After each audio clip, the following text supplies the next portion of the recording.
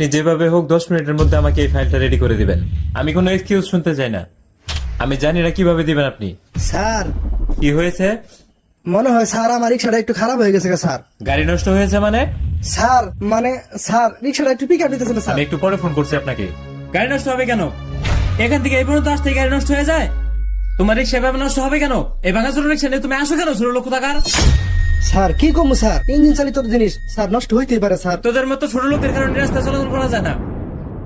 এখন আমি কিভাবে অফিসে যাব? আমি কি হেঁটে যাওয়ার জন্য রিক্সা উঠেছি? স্যার আপনার অফিস তো স্যার সামনে। তুই কোনো কথা বলবি না, চুপ করে থাকবি। এই নাম। স্যার সামনে তো স্যার আপনার অফিস। তুই কোনো কথা বলবি না, তোর কোনো কথা আমি শুনবো না। এই চল, আয় আমার সাথে। স্যার আমার ভাড়া স্যার। ভাড়া মানে? এই তুই কিসের ভাড়া চাস? কিসের ভাড়া চাস?